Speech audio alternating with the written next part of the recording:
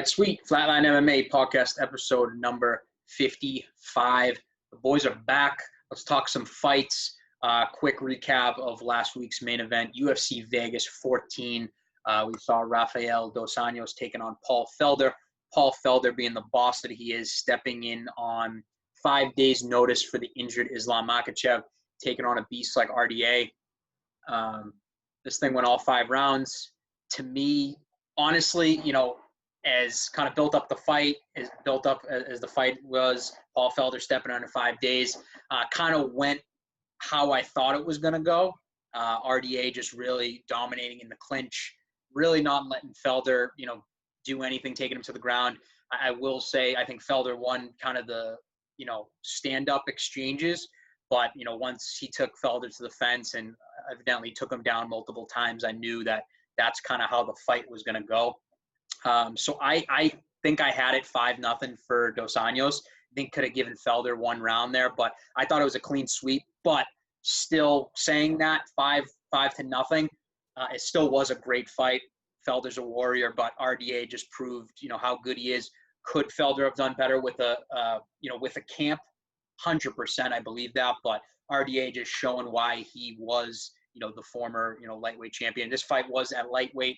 Both of these guys coming back down to kind of, where they had their most success. So it's good to see both these guys back in the octagon. I know it's been a kind of a layoff for RDA. We know Felder took on, had that decision, questionable decision to Hooker earlier in the spring. So, Kev, what'd you think about this fight? Yeah, I agree with you. Dos Anjos kind of didn't control the fight, but he's winning the majority of the rounds, if not all of them. He's looking to get back to the title at 155. I think this is a good start for him. Being 4-4 at 170 and then coming back to 155, getting a win here, I think that was pretty big for him. But who knows? He's fighting Paul Felder, who's one of the toughest guys in the division, but he's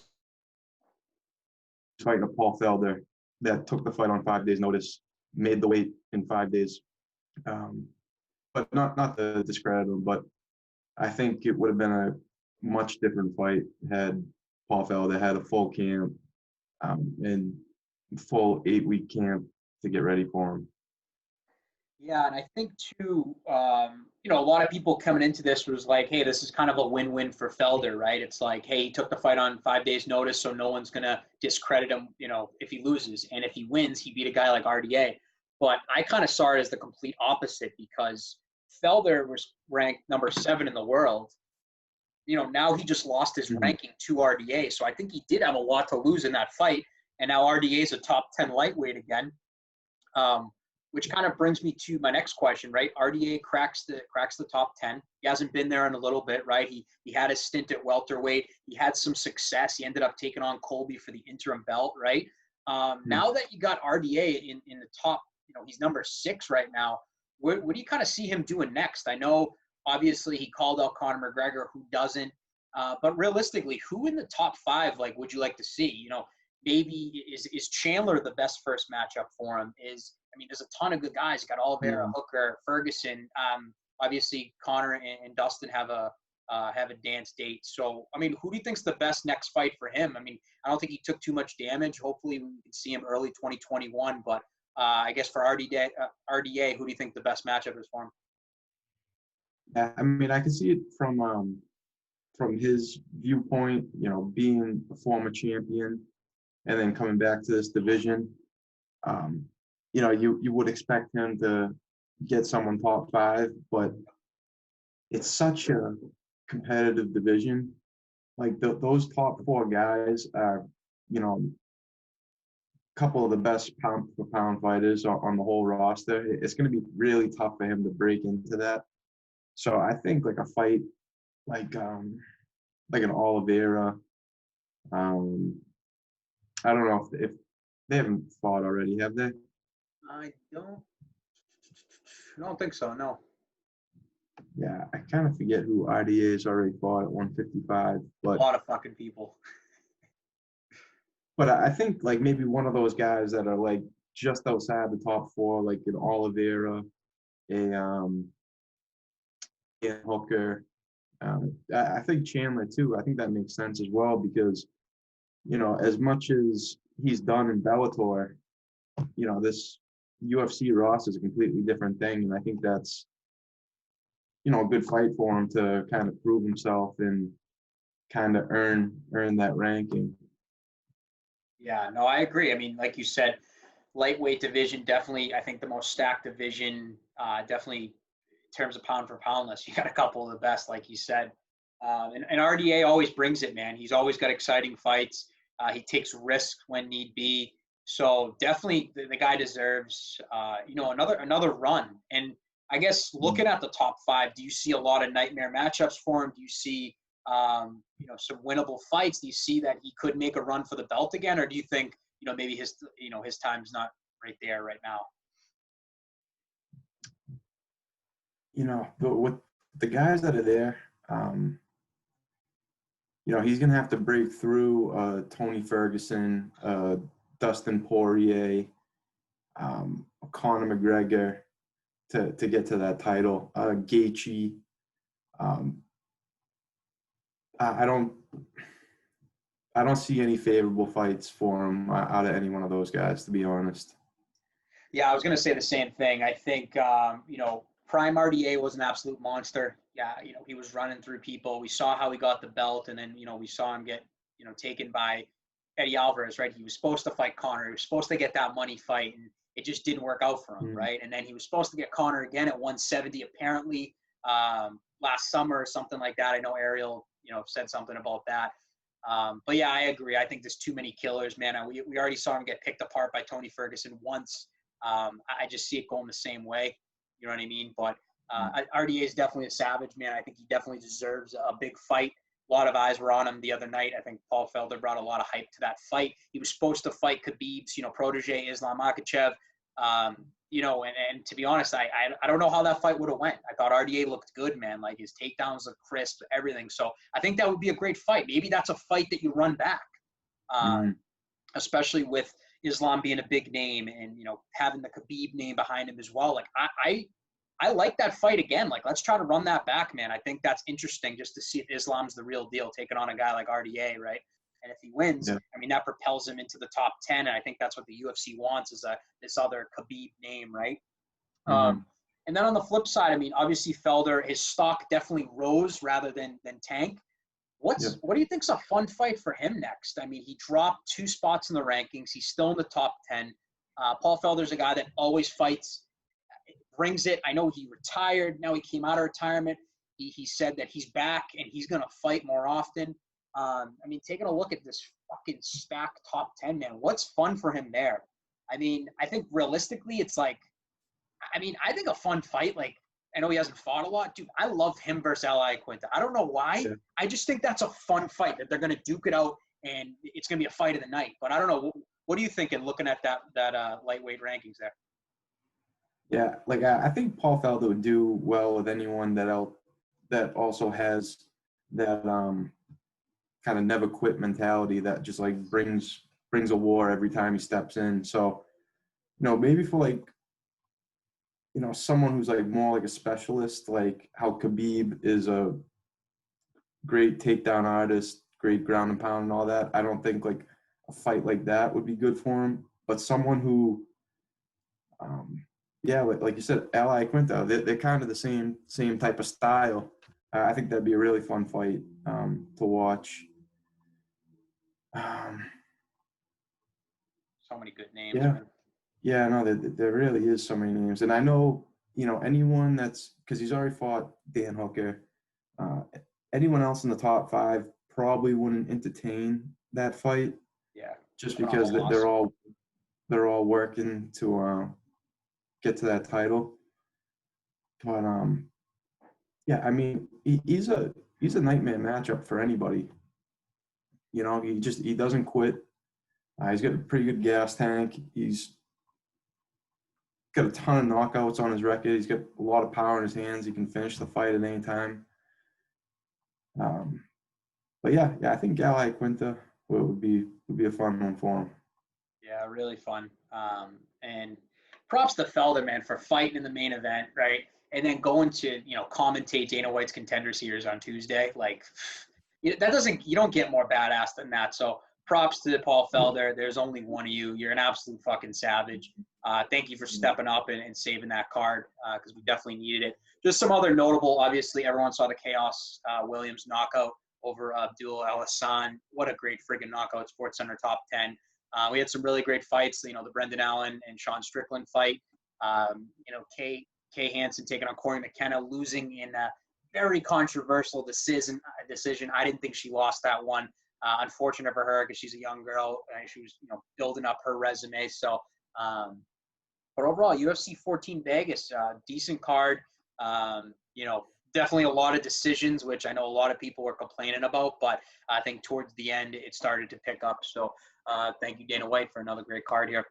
And let's just preview quick on the main card, UFC 255 this weekend. We get the November pay-per-view, 2 title fights, the UFC spoiling us again. Listen, is it the most star-studded, pay-per-view we've ever seen this year? No, but we've been spoiled this year, and I'm going to take 2 title fights. I don't care who's fighting on there. So let's just start off real quick. Welterweight bout. We got Mike Perry back taking on Tim Means. Mike Perry recently coming off of his win of Mickey Gall. Nothing crazy, just unanimous decision. He imposed his will, which I think everyone else thought he was going to do. Going up against a guy like Tim Means, who's been in the UFC forever, who's fought everyone and their mother, coming off a win of Leandro Strapoli. What do you see of this fight? I mean, obviously, Mike Perry says he's this new guy going to rehab, whatever he was doing. The allegations came out of him as, with his ex-wife. I don't know where his head's at, but to me, this is kind of a clear Mike Perry victory. But I don't know. What are you thinking? Yeah, no, I think so too. And his last fight wasn't the most spectacular, but he was able to avoid the takedown with Mickey Gall. He was able to avoid his whole jiu-jitsu game, and I was able to win the fight, with pretty much no one in his corner besides his girlfriend. And he was able to win it with his striking. So I think that's a good sign, just, game plan wise. Just kind of shows that he's evolving as a fighter. He was always kind of like that. Just like one of those bangers that just slugs it out, and whoever falls first loses. So I think that was a good evolution in his game, and I'm kind of excited to see how he comes out here. But I agree with you. I think he's going to get the win. Yeah, and this fight was originally supposed to be Mike Perry versus Robbie Lawler, which, my God, that would have been an absolute banger. Hopefully they run that one back eventually. But Tim Means stepping up in the meantime, to take on Mike Perry. So and then let's just get right into the co-main and the main. One of 2 title fights we have. Valentina Shevchenko taking on Jennifer Maia for the women's flyweight title. Listen, Valentina Shevchenko, probably one of the most dominant champions, if not the most dominant champion of all time, if we ever seen as a woman, behind Amanda Nunes, right? Look at, Shevchenko's resume. She's only lost to Nunes and then Liz Carmouche really early in her career. She has just been dismantling everyone that has been put in front of her. Most recently, her TKO of Caitlin Chikagian. She's just so goddamn dominant, right? Taking on Jennifer Maia, who's, crazy enough, on a 1-fight win streak. She beat, Joan Calderwood back in, when was that? August, to earn the title shot. Definitely much deserved, taking on, a beast like Joanne. So how do you see this fight going down? Is this just going to be a stereotypical just Valentina beatdown? Are we going to be surprised by Maia at all? What do you see here? Yeah, Shevchenko is one of those fighters that you can never bet against. It's really hard to envision her losing it in any type of way in this fight. Right now she's just on a different level than all these other fighters. She's, just so dominant in every aspect of the game. There's really no weak points in her game. Yeah. And yeah, you can see that and her losses too. Like the two losses that she has against Nunez were super controversial. You know, they could have easily been, um, you know, in her favor as well. There's a case to be made for that. 100%. So I don't think there's any chinks in her armor. I don't see her losing anytime soon. I think she'll probably get the finish in this fight as well. Yeah, and I mean, just kind of looking at Jennifer Maia's resume here, right? Her most recent loss was to Caitlin Chookagian, who, Valentina just destroyed. So if MMA math is right, we'll see what happens on Saturday night. But I guess let's just assume Valentina, wipes the floor with her. Obviously Nunez just had to pull out of her title fight with Megan Anderson in December. They're probably going to fight early 2021, Dana said. Does this finally set up the trilogy? Is this finally the time if Nunez gets, past, Megan Anderson and Valentina gets past Maia? Like, is this the only fight to make for both of these girls now, honestly? Yeah, I don't see any of the fights. I mean, if you look at the rankings, let me see. I mean, just off the top of my head, that there really isn't any other fights that I can think of that. Oh, well, actually, that there is Weili Zhang in there, but I was just going to she's ask, do they make that yeah, super fight, or is it too early? yeah, because she's at strawweight. Is Shevchenko ever fought down at that weight before? I don't think so, right? When Joanna fought her, she came up. Oh, yeah, she was a bantamweight, yep. Yeah. Yeah, she fought Nunez at bantamweight, that was it, yep. Yeah, and Joanna came up to flyweight, to fight Shevchenko for that one, right? Yes, yep. Yeah, I mean,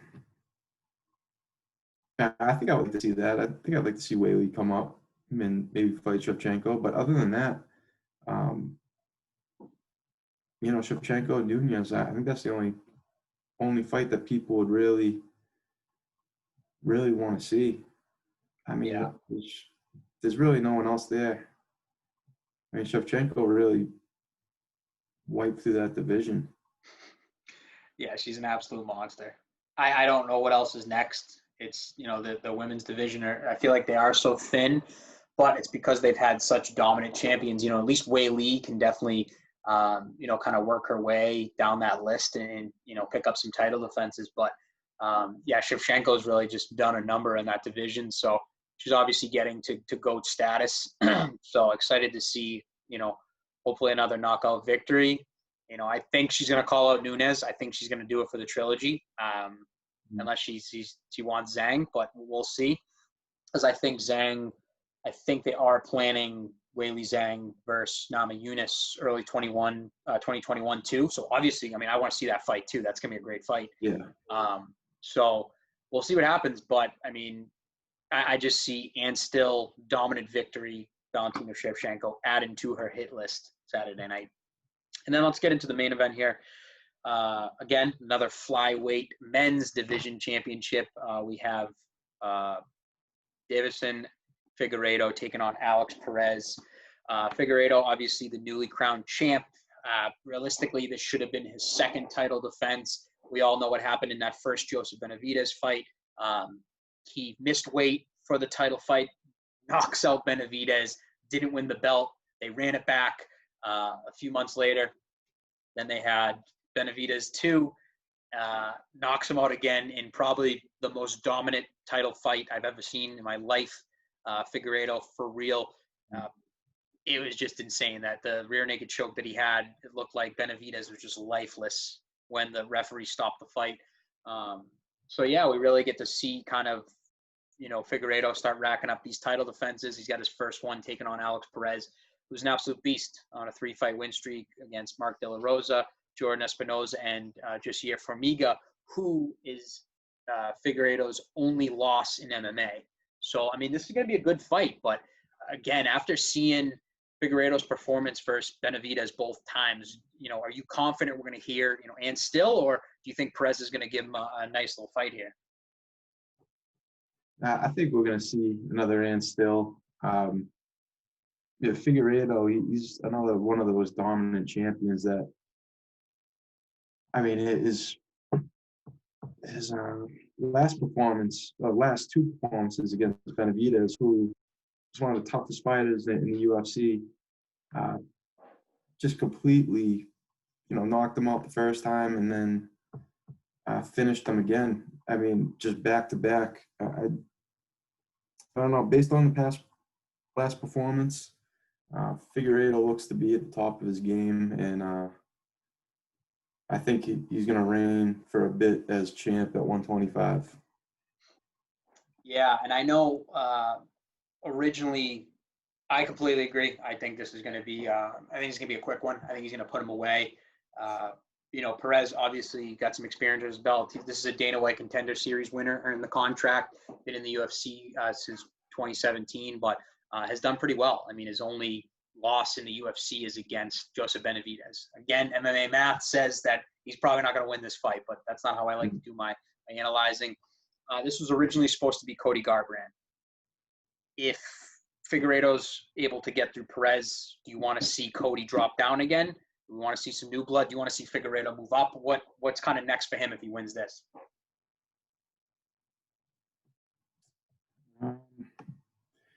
The tough thing for me with Cody Garbrandt going down there, it's going to be his first fight at 125, and was he 1-3 in his last 4 fights? Mm-hmm. So as much as like attention he gets, as much of a following as that he has, it's kind of a tough sell for me. Like, I know a lot of people would love to watch Garbrandt fight no matter what. He has been champ at 135. I think there is, UFC can definitely market this. Cody's got a bunch of highlight knockouts. Mm-hmm. Figueiredo's the champ, and he's got some great highlights as well.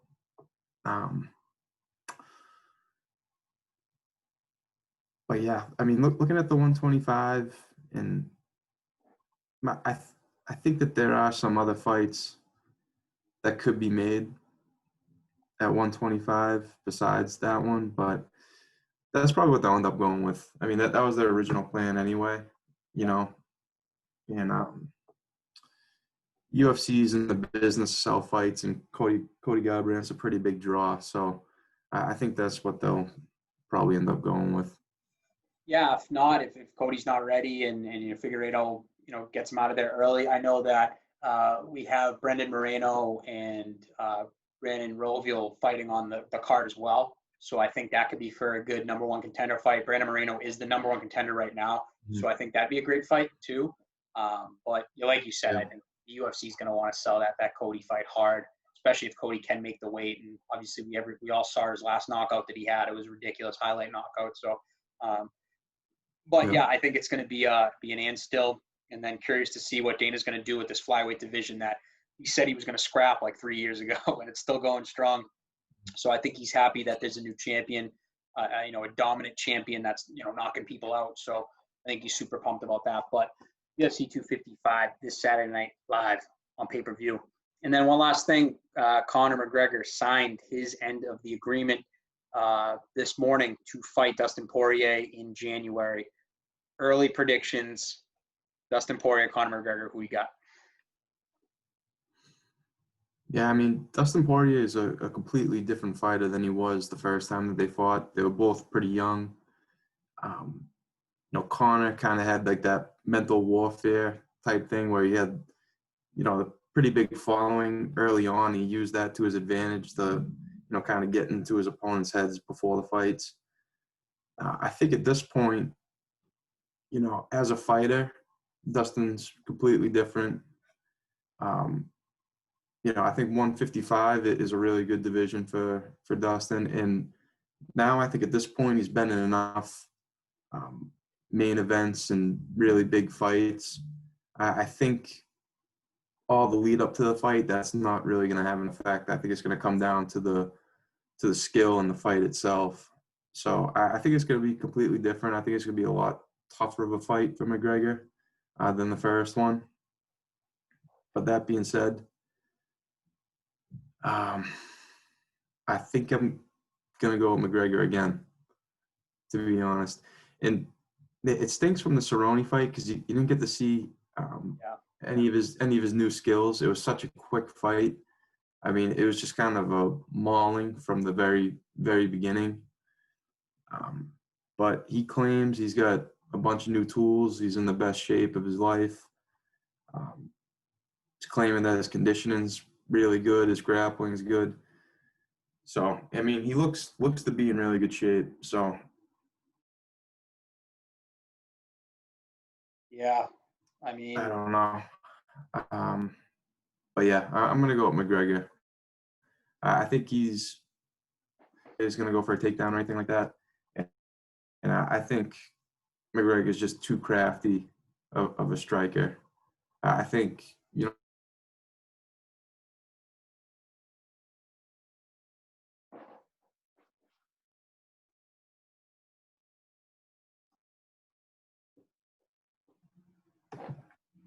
yeah, no, sorry, the internet just like went out for a second there. Yeah, no, I agree with you. I think Connor, man, I mean, he's posting pics that he looks shredded. He looks good. He looks in the best shape of his life. You know, I know Kavanaugh just tweeted, like, I think it was a couple of days ago, he's getting ready for camp. So Connor's going to have a nice, decent camp for this. It's the end of January. So, but like you said, Dustin's a different fighter, man. He's taken out people in the top 5. He went against Habib, put on a pretty good performance, right? He got subbed just like McGregor, but put on a good performance, landed some good shots, got Khabib in trouble, something that, Connor really didn't do. Um, and then obviously just had that war with Dan Hooker. I mean, yeah, Dustin Dustin's the man. He's a different fighter than when he was friggin' 23 years old. You know what I mean? Taking on McGregor talking shit to him. You know what I mean? This kid just barely coming into the UFC talking shit. Dustin's had gold wrapped around his waist. It was interim, but he still had gold wrapped around his waist. So I'm gonna go McGregor as well, though. I think he's gonna be too powerful. I think we're gonna see a knockout. And then I think the lightweight division is gonna have some clarity. Whether Dana said that this is not gonna be for the belt. He said Khabib's still fighting. I think this is going to set up the rematch. I think it's just kind of inevitable that it's going to happen, but we'll talk about that when the time comes. And then second fight announcement, we'll end off with this. Our boy Calvin Kattar, Boston bred, taking on Max Holloway.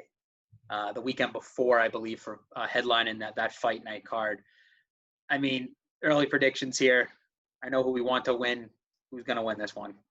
yeah. This is a tough fight for Kattar. He's he's a knockout artist. He stands and he trades, and I don't think we've ever seen Holloway knocked down in a fight, have we? No.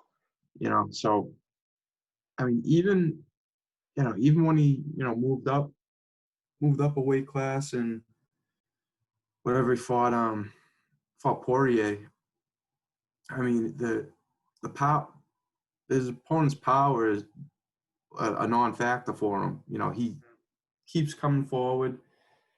He's really long, so I mean, it's going to be a pretty interesting battle because Kattar's a great striker too. So I think it's going to be an incredibly fun fight to watch. I think it's going to be really technical, and I think it's just going to come down to will, or the fight, the time will run out. It might probably go to a decision. I don't think either guy is going to quit, and I think there's going to be a ton of action all the way through. Yeah, I mean, Kattar's on a tear right now. Obviously, Holloway's on a 2-fight losing streak, and I'm going to be honest, that means absolutely nothing. He took on the champ Volkanovski, lost his belt, and then he lost in the rematch. I think 80% of people thought that he won the rematch too. So to me, a losing streak for Max Holloway doesn't mean shit. He's still the best on the planet. He's still the featherweight GOAT in my eyes. And this is Kattar's toughest fight. And I also think that this is a tough fight for Max, right? I think Kattar's got the range too. He's got, the crafty boxing. And I think they're just very similar, to be honest. Yeah. And I think this is going to be a stand-up war like most of Max fights are. And I agree with you. I think this is going to come down to a decision. I don't think either man is going to quit in there. I think we're going to see fight of the year early in January 2021. And hoping Kattar can get his hand raised. But because I think that leads to a title shot anytime you beat Max Holloway. I don't think he's been beaten since the Volkanovski fight in years. So when you beat Max Holloway, you're going to get that title shot. No one deserves it more than Kattar. So